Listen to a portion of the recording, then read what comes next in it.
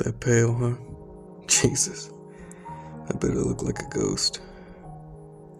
I feel like I bled out 2 gallons. What? No, not a scratch. Sorry to ramble. It's just that, well, I'm, what's the word for it? Detached. Strange feeling. Seen enough times in the field. Sort of figured if I was ever going to experience it myself, then I would have experienced it by now. Hell of a thing. I feel like I'm floating outside of my body. Just cut the cord and I'd float away. Did you see the crime scene? Don't look at the pictures. Don't even touch that file. You'll thank me. Can't get my knees to stop rattling. Is that why you're holding onto your coffee like that? Shaking the table, aren't I? Hold on a second, let me just back my chair up a little bit. There. That's better. Oh, we gotta go official now, Hob. Can you confirm for the record that you're waiving your right to an attorney? No. I'm not interested in an attorney. I mean, shit, yeah, I'm waiving my rights. Sorry. I'm as sound of mind as I'll ever be. Are you sure? Yes. Okay, let the record show that Detective Hobson McGate, retired, has waived his right to an attorney. I won't need a lawyer. After the DA stops puking and considers taking this public. They're not showing that to a jury. Are you ready to begin, Hob? No, I'm not, but I'll talk anyway. What led you to the crime scene that night in question? Would you believe I was planning a fishing trip? Never mind. Hold on, I'm thinking. Hard to organize it. Never been on this side of the interrogation table before. I guess it started with the reporter, name of Bamer. She contacted me a week ago by email and claimed she had new information on the Driscoll murders. I was a lead investigator. The case had gone unsolved for, I think, 20 years now. Cold as ice. Frankly, I thought it was bullshit at first, you know. How can that be? Most of the time, it's not even on purpose. Everyone thinks they know something that will crack the case wide open. Theories are easy when you don't have to check them against evidence. The Driscoll murders were a big story around these parts. Lots of interest, lots of press. Over the years, I must have gotten a couple hundred shit theories. When I retired, I handed the investigation over to Detective Carroll, but I didn't want him to, be bothered by this. I know he's busy with the recent gang activity. I figured I'd check it out as a courtesy. I wasn't even expecting it to go anywhere. I met her for lunch at Prairie's Cafe. Good-looking blonde gal, professional. So she didn't fit the typical profile of a hoaxer or conspiracy theorist. Not that I put too much faith in profiles. She might have been one of those creepy gals that get off on death, though. God knows I've dealt with those. I thought she might be pulling my leg, or maybe she had been fooled too. But she had a file with her, looked legit. Contained what appeared to be a confession by the Driscoll. Well, he wasn't a murderer, was he? Christ. I do really wish she had been, It would have been so much better for everyone if he was a murderer. Can you please fill us in on the relevant details of the Driscoll case, Hob? Yeah. Let's see, it would have been 20 years ago now. Think of those years. I mean, 20 fucking years, that's a long time to be. Take your time, Hob. Thanks. The Driscolls were a family of 6 out in the suburbs, upper middle class. Father was an attorney. Mother ran her own business selling pottery out of her house. 4 children, all high school age and below. Good kids, honor roll, no criminal records to speak of. The oldest son was caught smoking dope in his high school once, but nothing much besides that. Just the typical stuff you find when you look at people too closely, you know. They disappeared October 13th, 1994. No trace was found of the bodies. The mystery, and seeing as how it was right around Halloween, it was probably why the press went so goddamn crazy. You still see it show up on some of those unsolved mystery shows. A whole family disappeared, and no one saw a thing. No one knew where they went. A neighbor lodged a sound complaint, which is how we got involved. There was an alarm going off, and they figured it might have been an intruder or something. Dispatched a vehicle. No one answered the door. The patrolman went in to investigate. There were obvious signs of a struggle in the youngest daughter's bedroom. The bed had been flipped over and the sheets were torn. The alarm going off was a carbon monoxide detector. Found elevated concentrations of carbon monoxide in the fabric of all the bedspreads except the youngest daughter's. We wouldn't have known to look without the alarm. The neighbor indicated the alarm had been sounding for over a day, and he'd been unable to get anyone to answer the door during that time. We also found several aluminum canisters and some hoses in a dumpster a few blocks away. At the time, we assumed the Driscolls had been gassed and disposed of at a different location. Excepting, of course, the daughter who woke up at the end and put up a struggle. The investigation gave no leads. Of course, our first thought was that, the father did it. We checked it out, but he didn't have motive, no leads to follow up on. Same with the mother. Surviving family checked out clean. The father had a few clients who might have had motive, but the means weren't there. He was a divorce lawyer, but not for anybody who could have taken out an entire family without leaving evidence. There was a chemistry teacher who lived 3 blocks away. We investigated him for a while because of the canisters and, he alibied out. Some with a dentist who lived nearby. The wife had an online flirtation with some kid out of England, but nothing adulterous. He wasn't even in the country at the time of the murder. We settled, unhappily of course, on the idea of a random killing. Hard as pieces of shit to catch when there's no pattern like that. Must have sunk tens of thousands of man hours into this case, chasing down leads. Nothing ever came of any of it, though. We did track down the canisters, though. They were stolen from a laboratory 10 miles away. There was no security footage. We couldn't find any leads on the thief. After 6 months with no repeat attacks, the investigation just went cold. The Driscolls had been knocked out and abducted. Like I said, no one ever found the bodies. Who was to say they hadn't just run off? Until, I'd really only talk about that once. What can you tell us, Hop, about how the confession wound up with Miss Bamer? She'd been following the case for some years, both personally and as a reporter. Like I said, it captured the imagination of a lot of people, even seemingly normal folks that could have been aliens, ghosts, or demons. Miss Bamer published a retrospective on the murders given the 20-year anniversary and all. Caused a renewed interest, which happened from time to time. As usual, I declined to comment, citing lack of new evidence. I remember her asking for a quote, though, which is why I accepted the lunch meeting. After publication of the article, Miss Bamer claimed that she had been sent a file. She wished to have me authenticate it. The most pertinent part of the file was a confession.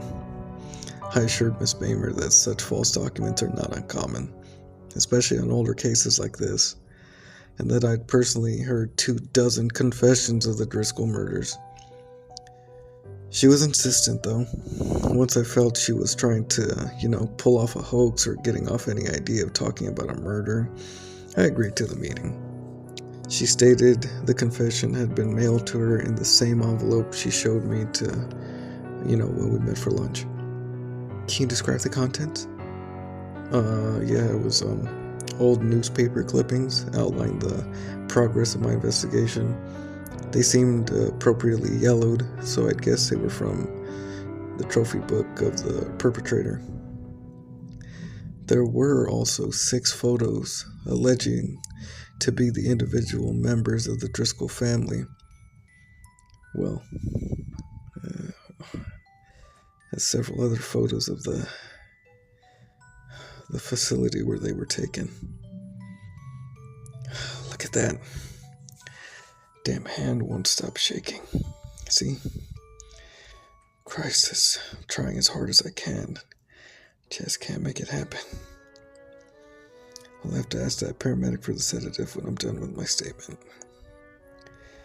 I don't think I'll be able to sleep tonight without it. No, I'm fine. I'm fine for now. I don't want anything to interfere with my recollection for the recording. Just carrying it around in my head is like, oh, sorry. I'll stay focused. The photos were of the Driscoll family. Of course, at the time, I didn't know that. The photos had aged poorly and they could have been of anyone. It was very hard to distinguish features. However, given the elaborate nature of the file, I figured it didn't warrant a further look.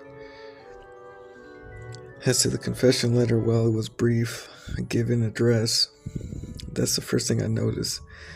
Couldn't locate the address online, though, which meant it had to be old. The confession letter said, "Stop printing lies. Never killed anyone. Just took a while to get them ready for breakfast." There was no signature. I just remembered something, god damn it. We got sent a breakfast menu a month after the disappearance. Someone had drawn a red circle around a picture of pancakes. The letter said, "They're not dead, they're getting ready for breakfast." I just threw it in the junk file. God damn it. Detective Milgate, do you need a moment? Oh, God. How could I have known? We tried to track down that menu. We could never find out where it had come from. It wasn't any place local. The identifying information was cut out. I don't know what else I could have done. God damn it. Why did you decide to personally investigate the location mentioned in the letter? Sorry. I wanted to make sure it wasn't a hoax. I still wasn't convinced. I had 20 years of people sending me fake evidence. I guess maybe the case captured my imagination too. I always figured one day I'd think of something I'd overlook and, solve the whole goddamn thing. Felt unbelievable to have someone dump the answer in my lap. But I needed to see it with my own 2 eyes. Miss Bamer had pinpointed the location with city records, but neither of us was sure if it was still there. It was an abandoned industrial building. The last time it had a valid mailing address was 50 goddamn years ago. Might have, caved in for all we knew. I think I also wanted to be the one to crack it. Whether or not it was dumped in my lap, that case has hung over my head for 20 years. So Miss Bamer and I agreed to meet there the following morning. Can you describe the crime scene, Hob? Yeah. It was an industrial building, as I stated. Approximately 120 feet long and by maybe 45 feet wide.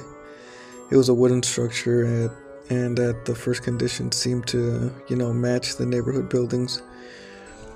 However, I noticed the facade had been recently patched in a few locations. Further investigation also revealed that the entrance had been chained and locked. My understanding was that it used to be a sheet metal shop. At least, excuse me. Yeah, I need the garbage can. I might vomit. Thank you. I'm sorry. I thought it was empty. No, I want to get this done. Then I'm going to want that sedative. I could smell something from the inside of the building, very faintly. I figured that would count as probable cause. Not that I need it as a civilian, but, You never forget the way a corpse smells. They were uh, bad enough they had that same smell. I hadn't forgotten how to pick a lock, so I let myself inside. I really do wish they had been corpses. Christ, I wish they were dead. I really do wish he was a serial killer. I really do. Please say you believe me. I do, Hob. Can you describe the interior of the building? I'm trying to focus through this. I really am. I'm sorry. It's just I just like to go to sleep after this for a long time. Is a paramedic here? Is that sedative ready? Oh, thank God. The warehouse, it was abandoned. As we were previously led to believe, the interior had a hallway with 6 rooms. The construction was old, but visibly newer than the rest of the building. The walls between each room had been soundproofed. There were no windows to the outside or doorways between the rooms themselves. There was the only access to the building was through the main hallway. I tried to make, Miss Bamer leave at that point. You see, the smell was strong, and it was getting stronger the deeper we went inside. You could feel it, the smell, like grit getting stuck on your nose, like bits of sand all over your skin. Ugh. The rooms, the rooms contained presses, hydraulic presses, 4 foot by 8 feet custom presses. I couldn't figure out what they were at first because they were hovering what looked like hospital beds. There were 4 bags in each room, and they had IV bags along with other medical equipment attached to them. That's how we kept them alive for so long. I think I'm seeing black spots. Do you need to take a break, Hob? The idea of having to start this again is worse than the idea of finishing it. Then, please describe your next course of action, Hob. Yeah, the building was obviously an active crime scene, I had no doubt at this point. I was in the lair of what I believed to be a serial killer. I tried to tell Miss Bamer to leave several times. She refused on the grounds that it would not be right to leave me on my own. There wasn't much time to make an issue out of it. My opinion of her was that she was a bit nosy, but basically alright. And I didn't think she'd be a liability if she stayed out of my way. I had to make a judgment call as to whether or not I should proceed on my own, of course. The family was somehow impossibly still alive, and perhaps in danger, or if I should leave and call for backup. I had told my wife where I was going previously, so I knew my absence would be noted and reported if the worst happened. Neither of us could get a cell phone reception in there. Sorry, I'm rambling. It was then that I heard, not a gasp. Well, it was like a gasp, but not really. I don't want to describe it any more than that.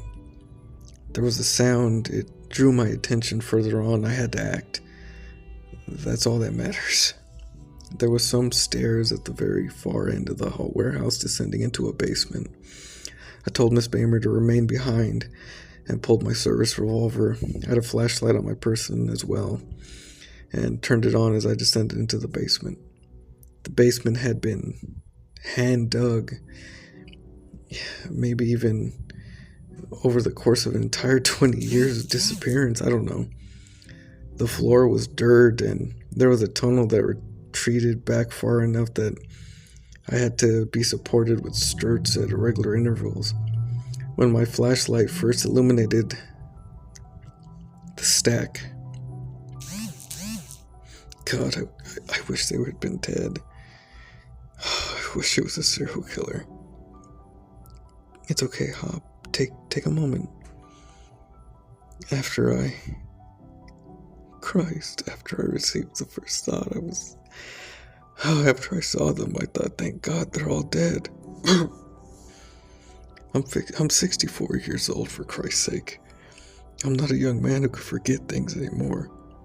When you're young, you have this sense that you're invincible. and that you're never gonna die. I don't have that to protect me anymore. Look at me whining when they had that done to them. Christ. It was my fault. I should have found them. I should have found them and saved them somehow. I'm sorry, Hob, but I have to ask you to continue. Yeah, I could continue. I didn't know what I was looking at first. Hell, I still don't. It was a stack, maybe 2 feet thick. From the stink and the coloring, it was obviously made of flesh. I thought maybe he'd hacked them up and stacked them up like pieces, but that would have been bad enough. The first thing that alerted me to the truth was the eyeball. On the top of the stack was a perfectly round eyeball in the middle of a socket that had been distorted to the size of a saucer. That's when I realized what I was looking at. 20 years. 20 goddamn years of torture, basically.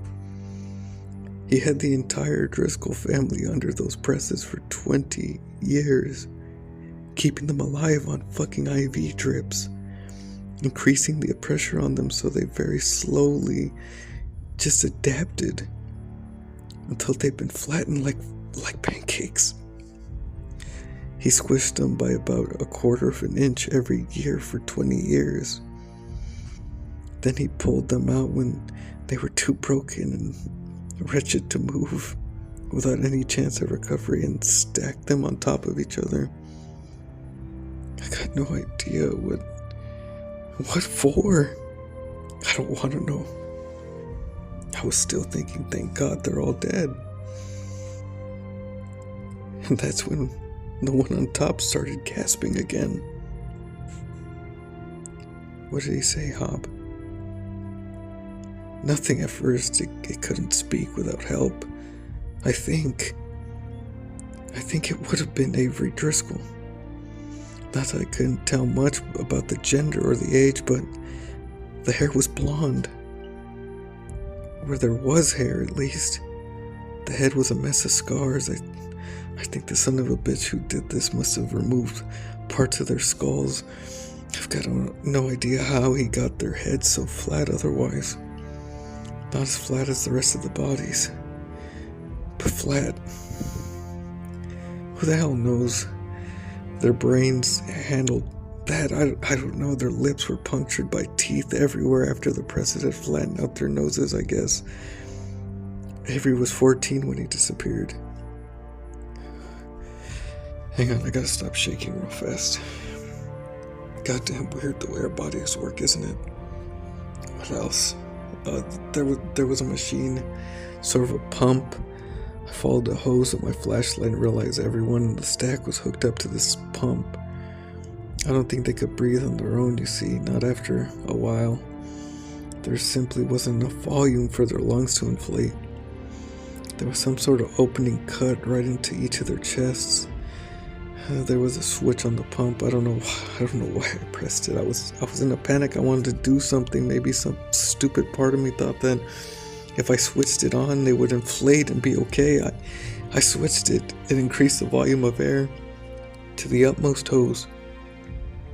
I could hear the pump working harder, which is when Avery Driscoll started to scream. He didn't beg me to kill him. He said other things too. He didn't make much sense. He just kept yelling bane of error over and over again. Something about the family too. I didn't understand it. He was in pain. I would hope he had gone insane several years before. Oh my God, Hob. Yeah, my thoughts exactly. I didn't know what to do. He wouldn't stop screaming. I believe he was convinced I was his torturer. A closer look at his eye revealed that it was mostly a mess of white scar tissue. He was blind as a bat. You know, I spoke with some burn victim once. They told me that They managed to find meaning and purpose again after a while. I don't know how anyone in the Driscoll family could have done that. I saved my name, I told him I was a detective, I told him I was there to help, I repeated it over and over again, knowing of course there was nothing that anyone anywhere could do to help. That's when Miss Bamer arrived, drawn by the noise. Before she saw the stack, she told me that I screamed and she had to come help, but I don't remember doing that. Nevertheless, she arrived. That's when she saw the stack and screamed, but I was intent on Avery Driscoll. He was able to hear. He became lucid for a few moments, and it was a strain to understand what he said, but I will never forget it.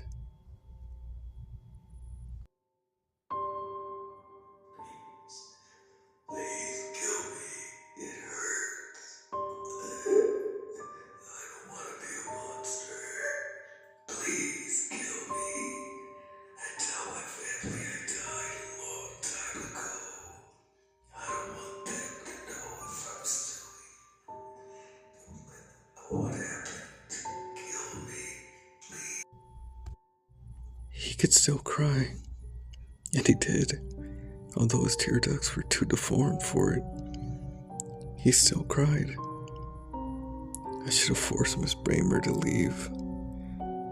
That's the only action in the matter which I regret more than failing to solve the case 20 years ago. Not just for her own sake, but Christ for what she did next. I don't think she could have wounded them any more deeply than if she tried. She took away the last comfort out of any of them in that stack had. You see, they had not been able to speak to one another for 20 years. She said, that's all of them, isn't it? That's the entire Driscoll family. They're all alive in there. The whole family. For 20 years, each member of the Driscoll family had been unaware their fellow inmates were the other members of their family. They'd all been holding out hope their family was okay. All of them dreaming someone out there loved them and was free from suffering. Do you know what it's like to hear the screams of 6 people tortured over 2 decades, smashed down to the width of 4 inches? It's hell. It sounds like the gates of hell swinging open. Okay, Hob, I think that's enough. Let's end the interview. No, not yet. It was a mistake. I should have tried harder. Track down that lead, maybe. That's what they meant, screaming that. It was my error, so it was my responsibility. I shot them. Mercy is hard, but I owed it to them. I'm the one that failed to save them. It only took 1 bullet to go all the way through. I emptied my revolver, though, to make sure they didn't linger, to give them that final piece. It was the only kindness I'd give them. We left and I called for backup after that. Neither Miss Bamer nor I wished to remain with the bodies. I elected not to follow the crime scene investigators back into the basement. I asked if I could make my statement and leave, and after one of them saw what I had seen, they agreed. Can I get that sedative now? Yes, Jesus. Sorry, Hob, yeah. Thank you. Please show in the paramedic. I'll roll up my sleeve. My wife has diabetes, so I'm well aware of the routine. Oh, and please make sure you have the same courtesy available for Miss Bamer. She seemed to have it worse off than I did. Poor woman couldn't even throw up or cry. Of course, Hob. Do you know where she is now, though? She told the lead crime scene she was going home, but we haven't been able to reach her. Did you try the paper? Which paper, Hob? The Daily World. Hob, are you sure that's what she told you? There's no one by that last name Bamer on staff with the Daily World.